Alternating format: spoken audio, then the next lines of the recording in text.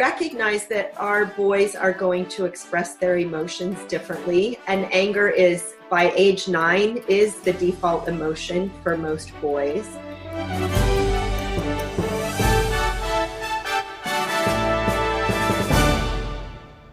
Cue music. Places, everybody places. We're starting in 3, 2. It's time for Life Interrupted Radio, a show dedicated to practical skills for your mind, body, and soul. We're hoping we'll go in one ear and stay there. Here's the host of the show, Sharon Saylor. Welcome to the Autoimmune Hour on Life Interrupted Radio, where we look at the rise of autoimmune disorders. The NIH estimates nearly 24 million Americans have an autoimmune disorder. To put that in perspective, cancer affects about 9 million, and heart disease up to 22 million. You'll be as surprised as I was to find out what autoimmune entails. I brought together top experts that range from doctors, specialists, nutritionists, researchers, and even those recovering from autoimmune to bring you the latest, most up-to-date information about autoimmunity and how to live your life uninterrupted. So let's get started. Welcome, everyone, to the Autoimmune Hour on Life Interrupted Radio. I'm your host, Sharon Saylor from SharonSaylor.com, and it's my pleasure to be here with you again Friday night, 7 p.m. Eastern Time. Oh, my goodness, I was just thinking about it. You know, we are well into our 4th year. Can you believe that? 175 plus episodes, something along that lines. I am just so thrilled that you're part of my community and have supported me on this journey and been part of the community where we're helping support each other become thrivers. And if you've listened to the show before, you're like, I do not allow the word survivors. We're all thrivers, regardless of where we are on that healing spectrum. Even if we're just starting on the healing spectrum, you're still a thriver, because positive mindset is one of the critical things that we really stress here. It's a mindset that has a lot to do with our healing and keeping us going in that positive direction. It's my weekend. I hope it's the start of your weekend too. I'm really looking forward to this weekend. I don't know about you, but sometimes weeks are long, long, long for me. And I've got my chai tea and homemade almond milk here. Really need it too. I know, guys. It's got caffeine in it, but you know, some days you just need it, right? Gotta allow it. And tonight I have a dear, dear friend who I am so thrilled because we're going to talk about something a little different. But if you've been, you might have been following the show and see that a lot I've been talking about lately is trauma, because was it 18 months ago that I had Dr. Clark on, and he got me interested in this idea of how trauma, whether it's early childhood trauma or PTSD, even illness causes trauma to us. So it could be anything like a trauma can manifest itself physically. Now, they say it doesn't cause autoimmune, but we all agree that any of these traumas can exacerbate pain and make things just far less comfortable. And when I started understanding the traumas I had, and I want to define trauma, because traumas don't have to be huge. They can be things that we hear about that are just awful. Physical abuse, sexual abuse, verbal violence. They can be all of those things. But there's also all sorts of subtle trauma that can just sort of eat away with you. Like a big trauma, you might go, oh, I remember that. Yes, that was huge. I can tell you exactly when that happened. But what about these subtle little traumas? And some people, there's also a term called microaggressions. And those, I think, are also so insidious because you can't really remember them. You might remember, well, that didn't feel good, but no big deal. But what happens if it really is a big deal? And I was talking to my dear friend Janet Allison the other day about her work with boys, and I just love her work. She is the founder of Boys Alive, and she's an author, educator, speaker, and family coach. And she's been advocating for boys for over 20 years. And as the mother of 2 sons, I just so resonate with her work because I could relate to all of it. Like, yeah, boys and girls are not the same. Even if we want to say raising them gender-free, I have nieces and I have a granddaughter, and raising boys is different than raising girls. So tonight we're going to talk to her about her expertise in education and communication skills in the social and biological difference of males and females as it relates to children specifically.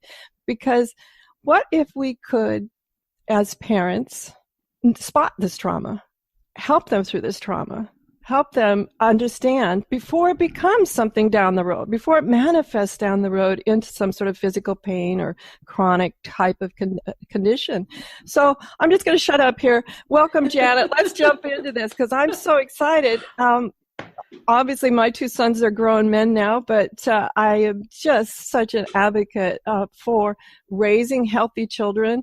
And I know with your experience, raising healthy boys. So Yes. You've been working a lot lately. I've been following your blog and some of your other interviews on boys and anger. And I was thinking about my sons that more than anger was just a lot of times, I'd say society, I'm not sure if that's the right word, sort of didn't even let them express general emotion, any emotion. You know, fuck up was a common phrase that other boys would use to them, things like that. Yeah. So let's talk a little bit just in general about what are our boys going through right now?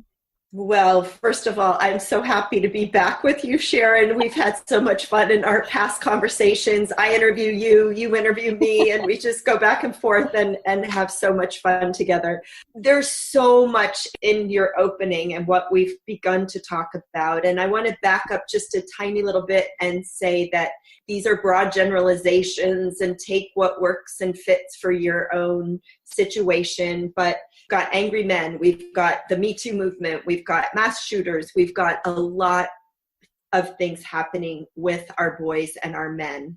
And I work a lot with parents of young children and in elementary schools, and I feel like there are those microaggressions there, and it doesn't come out of a place of wanting to be mean, but it's a place of us not knowing and not understanding what is going on for our boys, and we've created over the last 200 years with formal education this context that doesn't fit our boys. So there's a lot going on. But as you were talking, I was thinking about the mom who came to me last spring and said, my son is in first grade. He is 7 years old. And he came home the other day and he said to me, Mom, all the girls are perfect and I'm the bad one. Wow. That's trauma. I mean, that's like in your soul, what's wrong with me? I'm not okay. All the girls are. And I think about that boy so much. And I recognize that boys are getting messages, subtle messages that we don't necessarily intend, but often it's coming from our female perspective. And because most of our preschool teachers are female, most of our elementary school teachers are female, and we naturally come from this place of, let's talk about it, let's process out loud. And for teachers especially, the model is sit still, listen, and learn. And we think our class is, if everybody's sitting down and quiet, then we're doing a good job as a teacher. And that's how I was educated as a teacher. So we're not taking into account the natural hardwired nature of our boys. And so then we're set up to be adversaries, and we're set up for those subtle traumas and those microaggressions and those little nicks to their self-esteem and their confidence along the way. We have statistics show us that 4 times the number of boys are expelled from preschool than girls. Boys are being expelled from preschool? Preschool. Wow. I've worked with parents whose children have been asked to leave preschool. That is, you think about, okay, we're setting him up for his lifetime, hopefully love of learning and love of going to school. And yet here's how we've started out. You're not allowed to be at this school. You're not okay. Something's wrong with you. Wow. Now, I know a lot of what we can talk about can and does happen to young girls too, to girls as well. Mm-hmm. But today we're going to speak mostly about raising young boys, and we'll have an opportunity to speak about girls on a later show, because there are differences between the two, and it's so surprising to me that this model, which has been proven not to work, of that sit still and listen, it really isn't healthy for anybody to sit still. No, it's not. No, it's not. I mean, as an adult, we have standing desks and treadmills, and yet we still expect our little people to sit still. I don't get that. But the trauma of the idea of just sit still, don't move, be good, be nice. All of those are like subtle corrections, but they're also the implied that you're not nice, that you're not good, that you don't know how to sit still.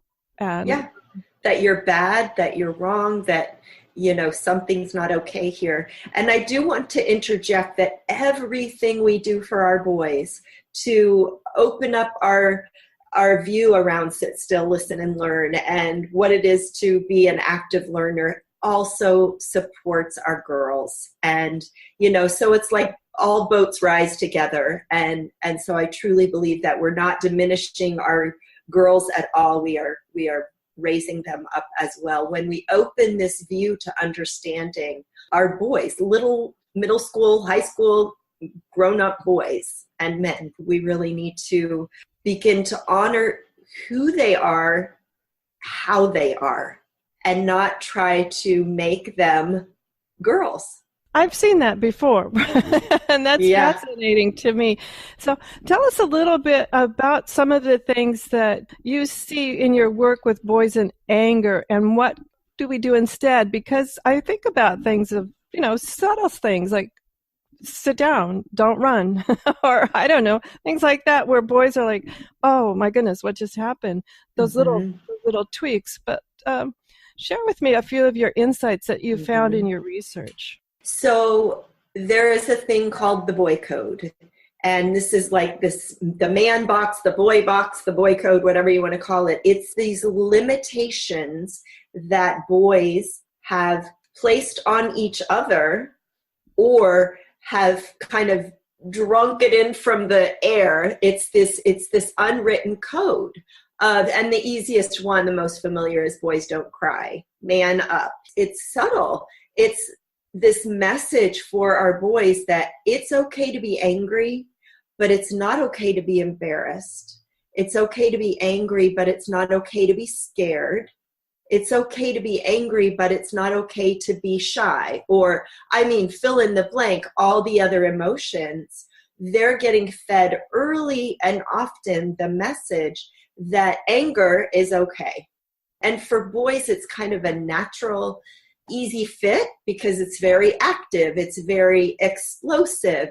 You don't need a lot of words necessarily for the expression of anger, and just that physical expression. That is where boys live, is in their bodies. And so it's going to be the quick elbow, or that impulsive reaction. If somebody bumps into him, he's going to bump back. And that has to do with his spinal fluid and how his brain works. And so understanding that boys are going to express their anger differently than girls, a very outward expression. Girls can tend to express their anger inwardly. They get quiet, and then we have all the cutting and bulimia and all of that that tends to be more female. Boys and men tend to express their anger outwardly with a gun in hand or whatever that might be.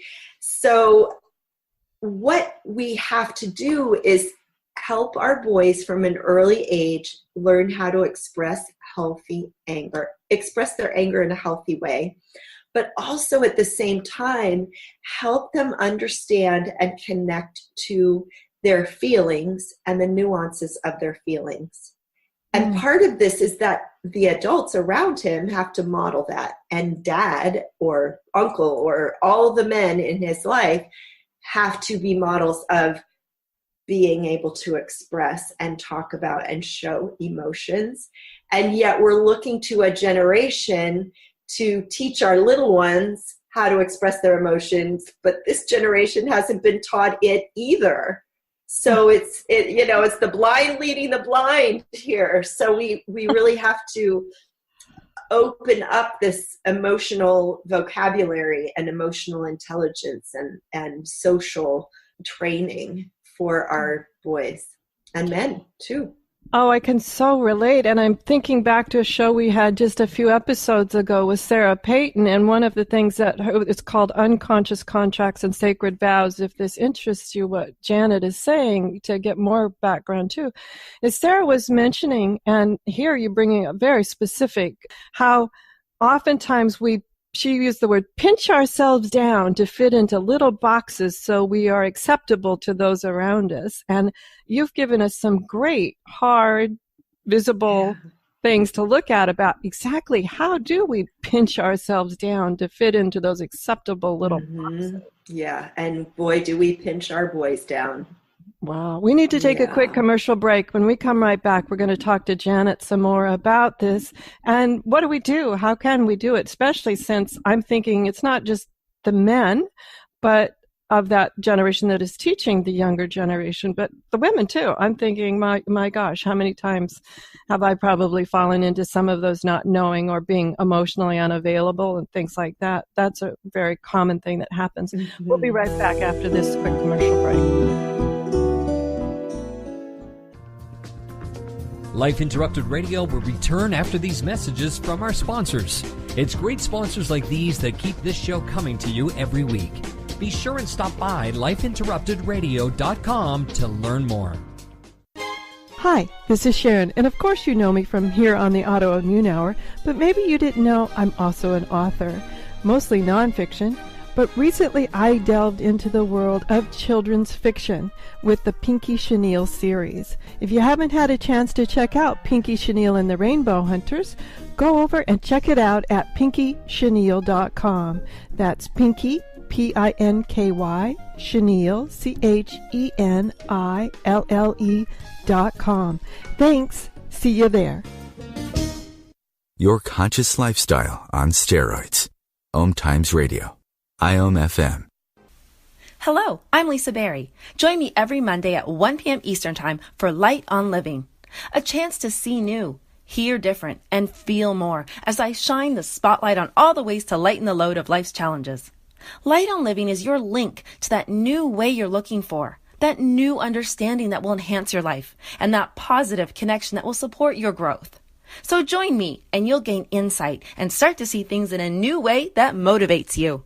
OMTimes Magazine is one of the leading online content providers of positivity, wellness, and personal empowerment. A philanthropic organization, their net proceeds are funneled to support worldwide charity initiatives via Humanity Healing International. Through their commitment to creating community and providing conscious content, they aspire to uplift humanity on a global scale. OMTimes, co-creating a more conscious lifestyle.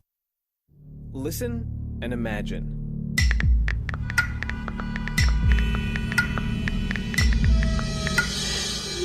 It takes 5 seconds to send a text, and for those 5 seconds, you're driving blind. Life is worth more than a text. Stay alive. Don't text and drive. Visit StopTextStopWrecks.org, a message brought to you by the National Highway Traffic Safety Administration, Project Yellow Light, Noise, and the Ad Council.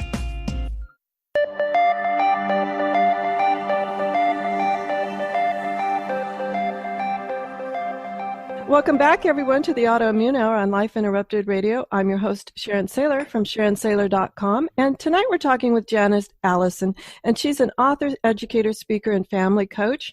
And her expertise is in young men and boys. And she is the founder of this wonderful group called Boys Alive, where she educates the rest of us. She inspires the rest of us to understand how to help our young men and our boys thrive and become whole, well-rounded people. And when we first started this segment, or the segment previous, we were talking about the subtle ways that trauma can happen. We all are aware of big traumas, but there's a lot of subtle trauma Janet's been sharing with us that I'm just like, wow, hadn't thought of it as being like that. But subtle trauma adds up. It does. It does.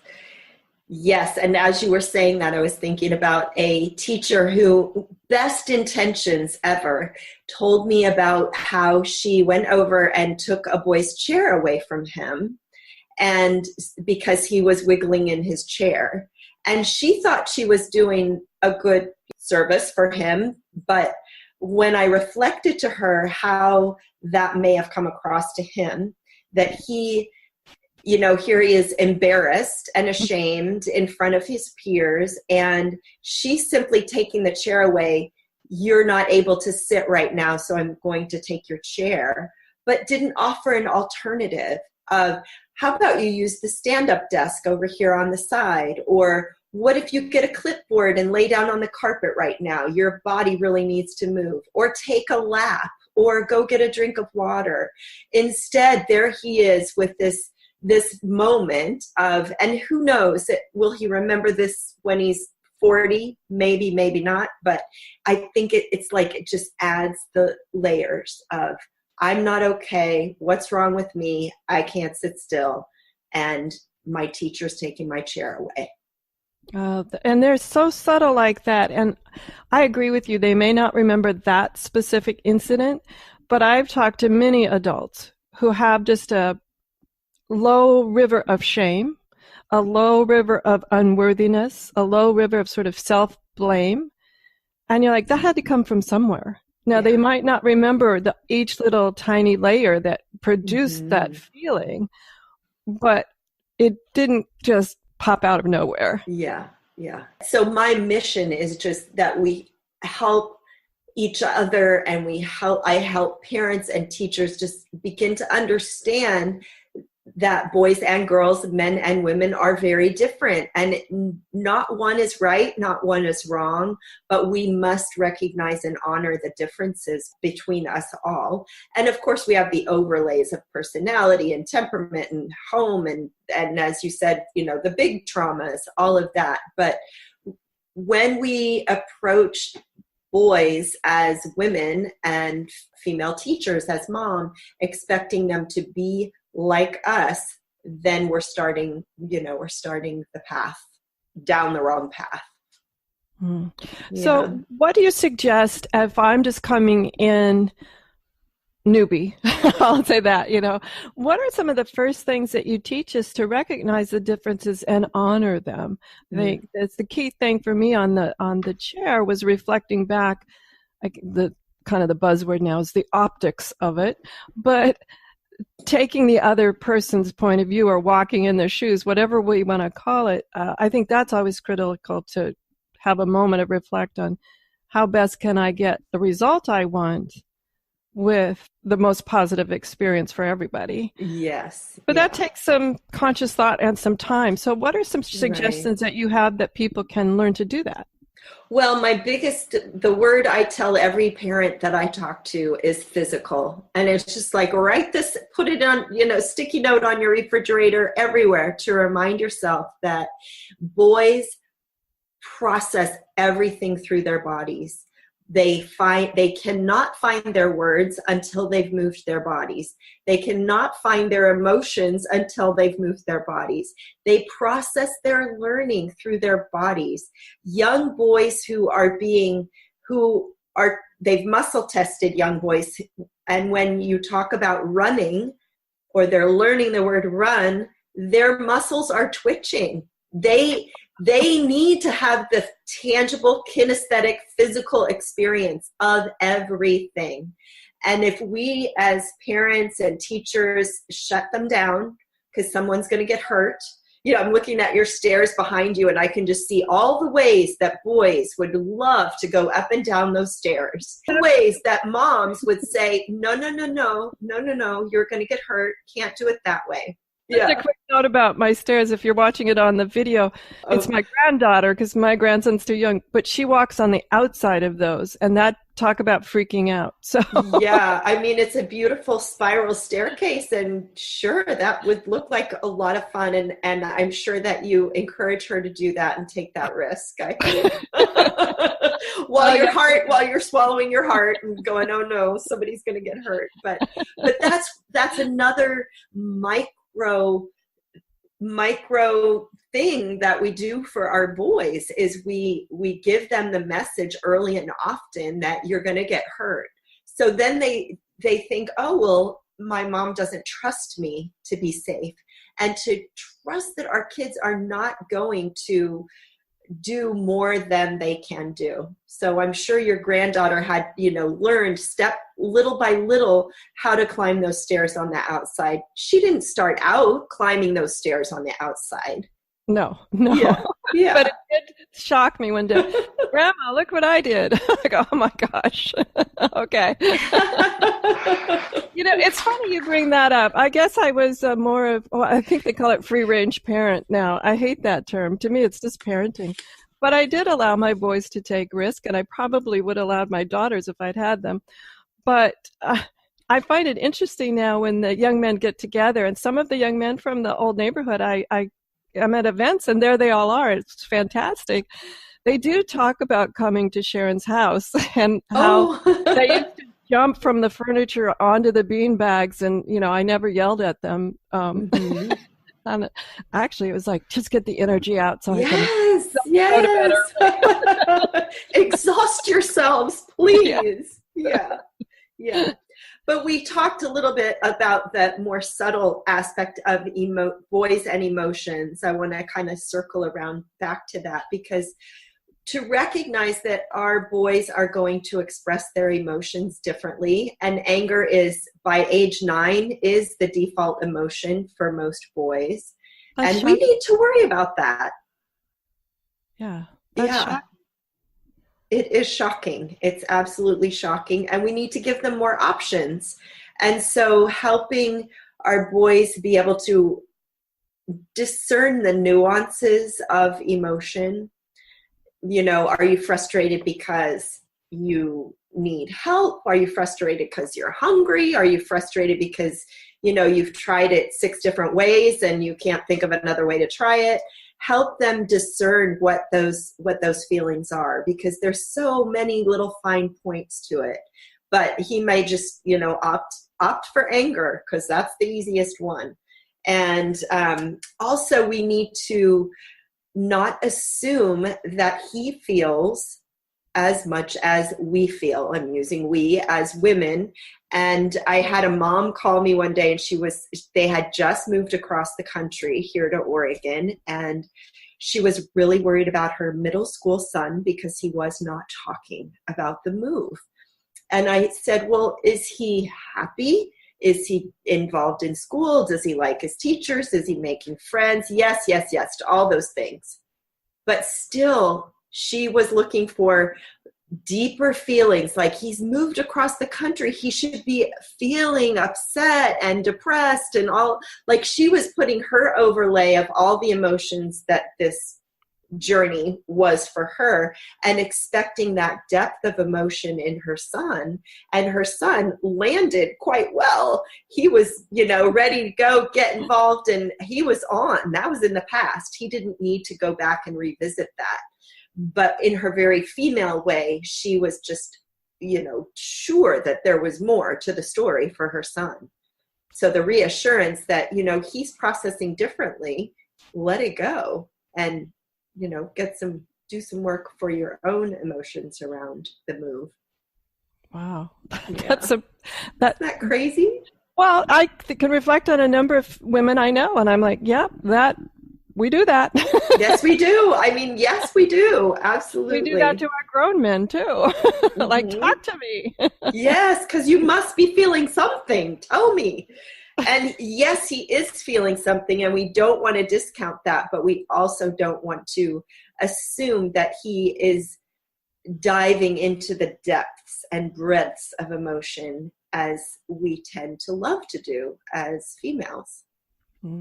One quick thing before we take our next commercial break that came to my mind when you were talking about young men and the jumping about, moving part, was that I learned years ago from a relationship expert that if you want to help men sort of uncover their feelings, is play basketball with them, or go for a walk with them, or go for a hike with them, or do something.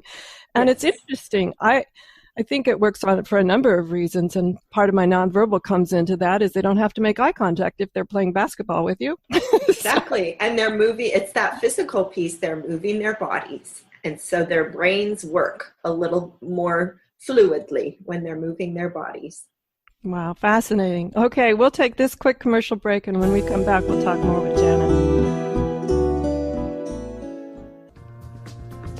Life Interrupted Radio will return after these messages from our sponsors. It's great sponsors like these that keep this show coming to you every week. Be sure and stop by lifeinterruptedradio.com to learn more.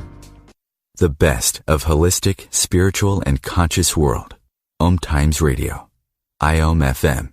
Adopt US Kids presents Multiple Choice Parenting. You've accidentally cut your daughter's bangs unevenly. Do you A, line things up a centimeter from her hairline?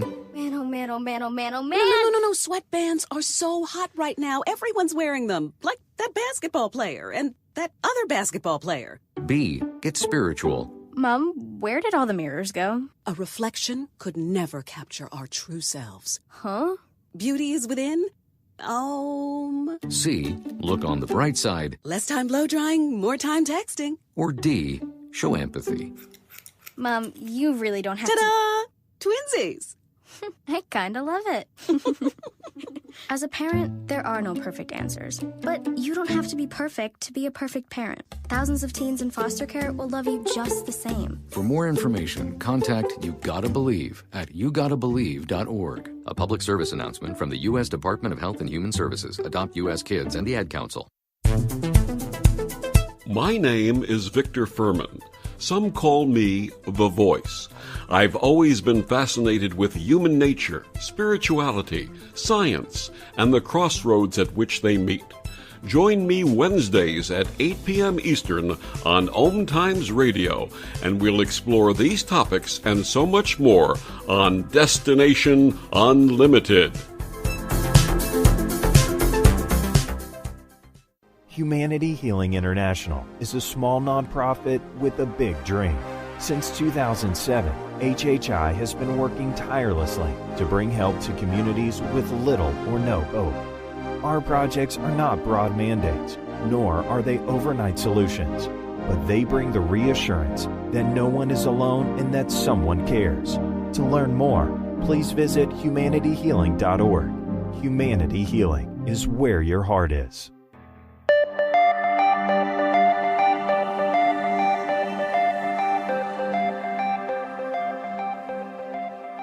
Welcome back, everyone, to the Autoimmune Hour on Life Interrupted Radio. I'm your host, Sharon Saylor from SharonSaylor.com, and tonight we're here with Janet Allison, and we're talking about young men, boys, and anger, and how suppressing emotions and the subtle traumas and microaggressions that happen can cause all sorts of sort of stifled energy as they go about their life. And one of the things I've learned in my healing process is the stifled energy actually manifests itself in the body as well. You can be having that, pain in your rear, or how many times do we have words for it like, oh, they were a pain in my neck? Sometimes that's absolutely these stifled emotions are appearing as stress in the body. So that's, I wanted to have Janet on, she's an author, educator, speaker, and family coach, and the founder of the wonderful community called Boys Alive. And we've been talking about all of this, about boys and how they need to move and how different they are from our girls. Let's chat some more on some of the interesting insights you've had in all your years of study that we can begin to help our young men process even what we call these subtle traumas and microaggressions as they go about their day. I think one of the frustrating things for me was when my sons would come home and, how was your day? And fine. And by the word fine, you kind of went, how can There's a lot more to it. Do I need to intervene, or should I encourage? And I have to admit, I probably fell into that trap that we were talking about before the break of, come on, share with me. There's got to be more. And it may very well have been fine, or it may very well be that, 2 hours from now, after he's had a snack and he's, had some downtime, then he's ready to talk about it. But I wanted to be sure to touch on this piece around the body, because that's so much of what your focus is, and good health in our bodies. And when we are angry, we have adrenaline and cortisol coursing through our veins, or when we're stressed. And for a boy, stress can be simply stop coloring and come to dinner, or we've been in this subject, now we're changing to that subject, or here's a blank piece of paper, it's time to write a story. All those things are stressful for boys and girls, but girls can handle it most girls can handle it differently. But so that is ramping up the cortisol, the adrenaline, and water will dilute those stress hormones in 5 minutes. Yet we have classroom situations where the boy may raise his hand and ask if he can go get a drink of water, and the teacher will say no, because she doesn't want the disruption. The schools that I work with, I encourage everyone to have a water bottle available at their desk so that they can stay hydrated, keep those stress hormones moving through their bodies, because it's storing up there and it's not good for them. And then of course it's going to come out as a burst of anger or a retort back to the teacher or something like that. So we want to keep him in his best, most balanced state for learning. And water is fabulous for that. Not soda, not juice, but water.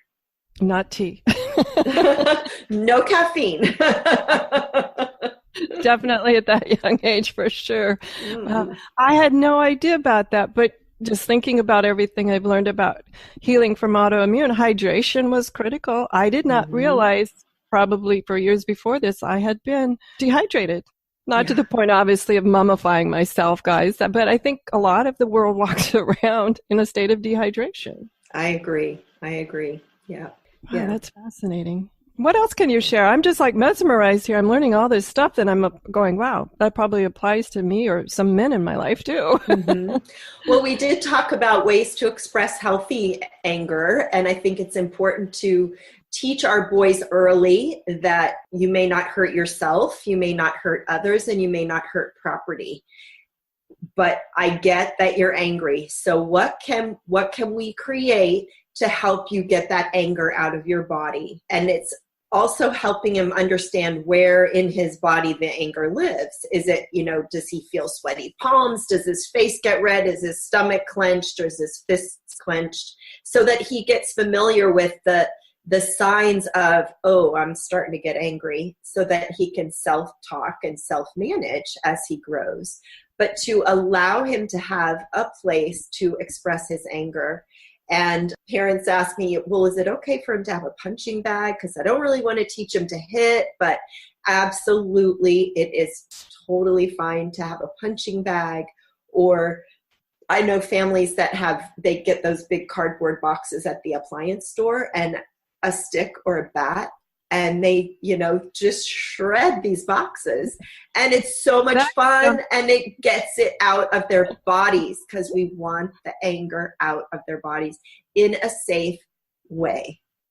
Oh, wow. Now, you alluded to something, and I want to reflect back on it because it's something I know that we've talked about before. Is you alluded to the fact that you could talk someone up to the emotion behind the anger, and you said something about, I understand you're frustrated. And one of the things I wanted to pop out here is this, we've talked about before in our previous shows, is this idea of before anger, you're usually hurt, frightened, or frustrated. And a lot of people don't realize that there's sort of this intervening step, that there is time to talk about, are you frustrated? Are your feelings hurt? Did something happen? Are you frightened? Did something scare you? And that you're lashing out in anger, and allowing some of these pre-types of things before they get to anger to be that time where we can have that opportunity to have that conversation. Right. And again, we want to have that conversation in a boy-friendly way, not in the way we would, because we just want to process it to death. But it's this lifelong process of observing, oh, that person looks like this, their face, it's all the body language things, and their face, their brow is scrunched up. Do you think they're happy? What are they doing? And you can make it playful and make it a game, but it is this learning the emotional language and helping them express that language. So that's a piece of it, is just creating that emotional conversation. And it's not going to happen if he's just been in a fight with his friend or knocked his brother down and you're there trying to get him to resolve it and say sorry and fix everything because you got stuff to do and you just want to move on. Males in general take longer to process. This is very important. So he may not be ready to talk about what happened until bedtime. I'm working with a family right now, their 5-year-old, we're starting to see a pattern of it is actually about 48 hours, 2 days before he's ready to reflect back on what happened, talk about, that he's sorry and next steps, all those kinds of things. So we want to solve it right away. And so again, it's that like micro pressure that we put on them because they know, oh, I'm supposed to come up with an answer. It takes some time. So give him the time. He won't forget. He will be able to go back and look at it. And you may need to remind him, remember what did you think about what happened with your little brother at breakfast or whatever it is. But our expectation of we're going to talk about this and solve it right now and be done with it does not fit with most boys and men. So giving it more time. Oh, I am so reflecting on certain things like, oh, check that one. Okay. But you're right, this idea of, well, if you're a busy person, a busy adult, so you got to get to work and you're making lunches and everything else, the natural thing, let's fix it now so I don't have to worry about. Check it off the list. Yep. Yeah. And then we get frustrated. Then we take it personally. Then we get angry. Then, and it does not make our connection with our boy or our man stronger. So when we can understand this is how he operates, get the manual and open it. And, we have to make the adjustments. Yeah. Yeah. That's great. Get the manual. We need to take one final quick commercial break. And when we come back, we'll have some final thoughts with Janet, as well as finding out more about her great book and her different programs that she has and her community called Boys Alive. So we'll be right back. Life Interrupted Radio will return after these messages from our sponsors. It's great sponsors like these that keep this show coming to you every week.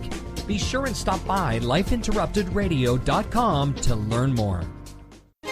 Hi, this is Sharon, and of course you know me from here on the Autoimmune Hour, but maybe you didn't know I'm also an author, mostly nonfiction. But recently I delved into the world of children's fiction with the Pinky Chenille series. If you haven't had a chance to check out Pinky Chenille and the Rainbow Hunters, go over and check it out at pinkychenille.com. That's Pinky, Pinky, Chenille, CHENILLE.com. Thanks. See you there. Your conscious lifestyle on steroids. OMTimes Radio. IOM FM. Change and growth are part of natural life, and also part of your spiritual life. Everyone needs support and guidance, especially during life passages. Upgrade yourself with the OMTimes Experts program. With OMTimes Experts, you have access to the best intuitive coaches, spiritual teachers, counselors, astrologists, and oracles. Our team was carefully selected so you can trust. Find out more at experts.omtimes.com. Grab a cup of tea or a glass of wine and tune in for Inspired Conversations with publisher Linda Joy on Tuesdays at 2 p.m. Eastern. Linda creates sacred space for leading female luminaries, empowering authors, heart-centered female entrepreneurs, coaches, and healers. A soulful venue where guests openly share the fears and obstacles they've overcome, wisdom and lessons learned, and the personal journey that led them to the transformational work they do in the world. Inspired Conversations to empower you on your path to authentic, soulful living. Research shows we apologize up to 10 times a day, and most of the time, we say sorry as a response to someone else's mistake. What if we thanked people instead of all that unnecessary apologizing? So instead of saying, sorry, I'm rambling, you say, thank you for listening. Join us at projectforgive.com, a free, non-religious resource on global forgiveness.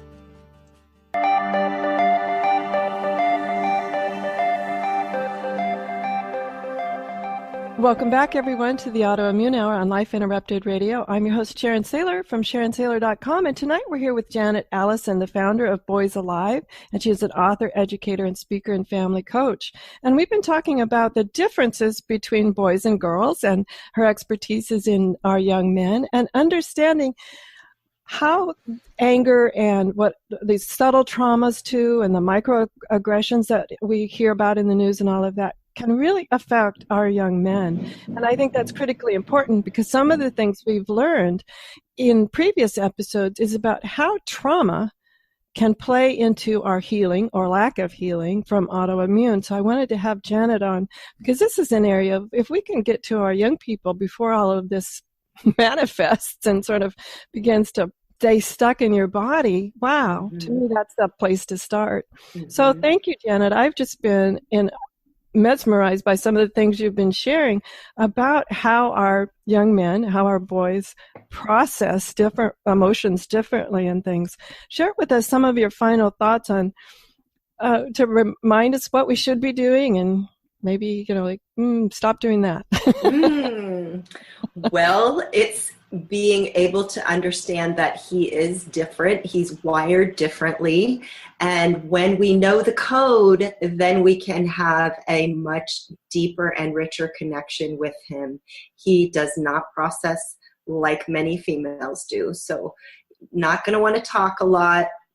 And I think most important of all is movement, and moving his body will allow him to be able to have a more of a conversation, to find his words, to work with his emotions, and that we do need to teach emotional intelligence. We do, all of us need that education, and boys especially need that education in a very boy-friendly way. Now, this is the first time we've used this term emotional intelligence. In the last couple of minutes, I want to make sure we have enough time. Let's describe exactly what you mean by emotional intelligence. I know we've been talking around it, sort of the edges of it, but how do you describe what is this part of emotional intelligence for people so they can go, oh, I get it? Yeah, well, I just view it as a vocabulary. It's all the feeling words that we use, and then the nuances. If I say I'm frustrated, that's going to mean something for me and something very different for you. It calls up different memories and feelings in your body. And so it's helping our boys and girls, but our boys especially, to understand the different subtleties of emotions, and that everything isn't just plunked into the bucket of anger. That there are other emotions, and they're all valid. One is not better or worse than another, and helping them be able to talk about their feelings is really crucial to their development and relationships.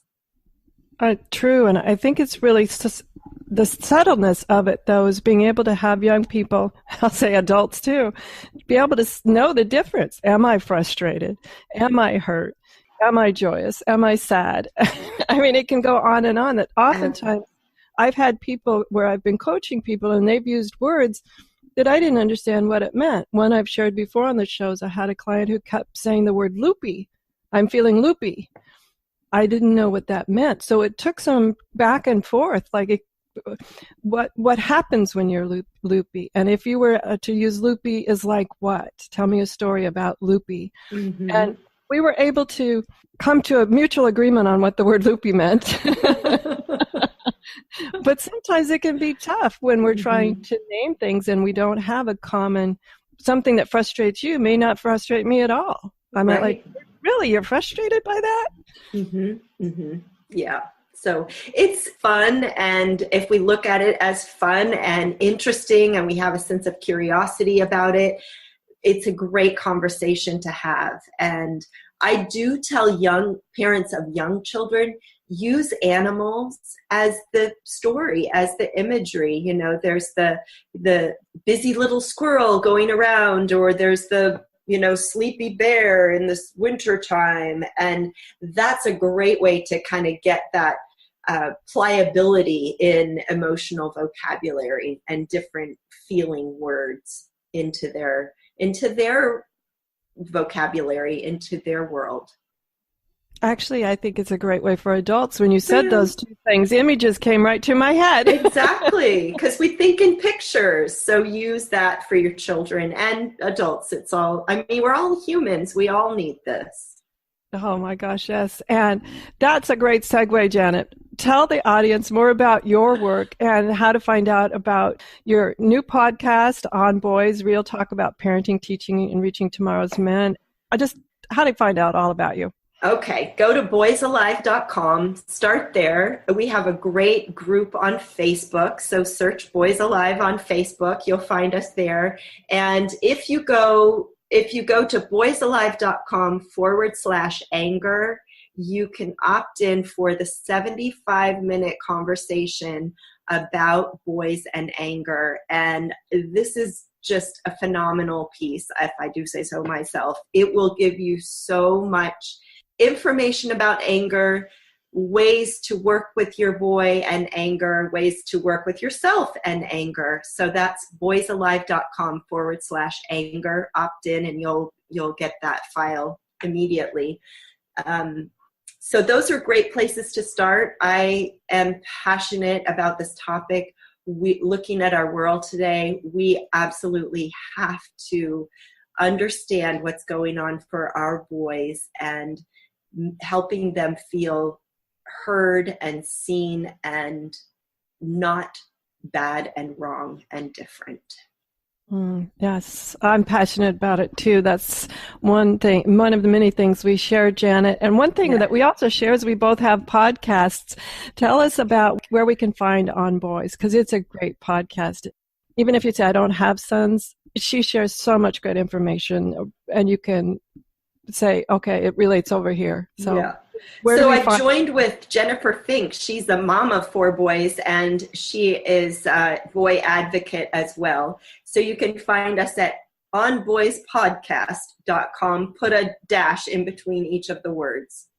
Okay, so it'd be on-boys-podcast.com. Yes. Guys, I'll put that at lifeinterruptedradio.com under our show description too. So all you have to do is be able to click on the link. That makes it easy. Go. I know a lot of you like to do it when you're listen to the podcast when you're out getting a walk or something. So we have all of that over on lifeinterruptedradio.com. You can find that. You'll also find a transcript of the show. So if you've heard something and you go, and I don't remember exactly where in the show, just download the transcript and you'll be able to find it really quickly that way as too. If you're like, what was that Janet was saying about emotional intelligence or anger?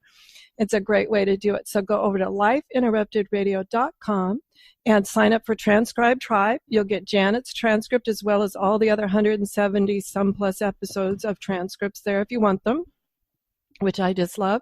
And be sure and go over to YouTube and look for the Autoimmune Hour on Life Interrupted Radio. We have a brand new YouTube channel, so you'll be able to see the video of Janet and my interview if you're listening to the audio podcast of this, as well as clips from the show. We'll do a full show, and then I also do clips of the show. Some of the things that I'm like, wow, I got to keep a little clip of that too. As well as have a great weekend, whatever your adventures, and as always, enjoy. The information provided on lifeinterruptedradio.com is for educational purposes only. What you hear, read, and see on Life Interrupted Radio is based on experience only. The information presented here should never be used for any legal, diagnostic, or treatment purposes. Always seek sound legal, medical, and or professional advice regarding any problems, conditions, and any of the recommendations you see, hear, or read here on Life Interrupted Radio.